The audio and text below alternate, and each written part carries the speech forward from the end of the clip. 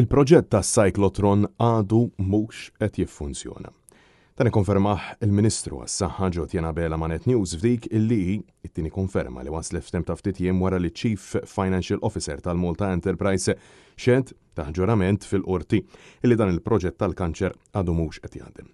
Proġett Cyclotron, proġett ta' riċerka brabta mal-kura tal-kanċer illi suppost kellu jkun qiegħed jaħdem fil-Life Sciences Park huwa marbut direttament mal-iskandlu tal-Vitals kif hemm madwar 7 miljun euro mit-taxxi tal-poplu illi nataw lill-kumpanija M-Trace brabta ma' dan il-proġett u miljuni illi ħadd ma jaf x'sar minnhom tant illi wara l-2018 kellha tidħol tagħmel tajjeb għalihom il-Malta Enterprise. Madankollu fl-aħħar ġimgħat kemm il-kap eżekuttiv tal-Malta Enterprise Gert Farrugia kif ukoll il-Prim Ministru Robert Abela taw xifmu li dan il-proġett issa huwa lest.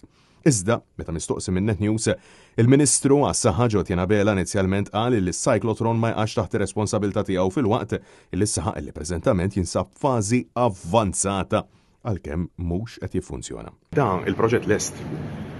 Il-proġett Cyclotron ma jaqax taħt il-Ministeru tas-Saħħa, imma jiena informat, skużi. Mhux ħaġa tas-saħħa fil-verità. X'jaqsam mas-saħħa ovvjament imma mhuwiex proġett tagħna. Jiena informat li l-housing għas-Cyclotron jinsab fażi avvanzata li. Jiġifieri mhux qed jiffunzjona bħalissa. Bħalissa mhux jiffunzjona. Madankollu mistoqsi b'mod insistenti x'fadal biex dan jibda jaħdem il-Ministru farfara b'mod totali fuq il-Malta Enterprise u ċoe fuq il-Ministru Silvio Xkembri. X'jonqos biex jiffunzjona? Ħanerġa' ngħidlek, mhuwiex proġett tiegħi, jiġifieri ma nistax nagħtik dettalji.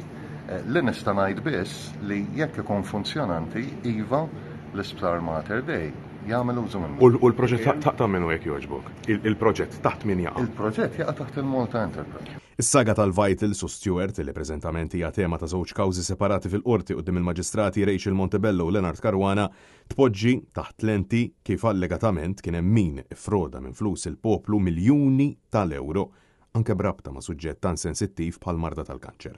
Skandlu illi il-familji Maltin u Awċin għadhom qed isofru minnu sallum il-ġurnata. Implikati f'din is-serqa ta' miljuni hemm fost l-oħrajn Joseph Muscat, Chris Fern, Konrad Mizzi u Edward Cicluna bil-qorti tpoġġi taħt akkuża lill-eks Prim Ministru Muscat, lill-eks Ministru Mizzi kif ukoll lil Keith Schembri illi kien Chief of Staff Kastilja.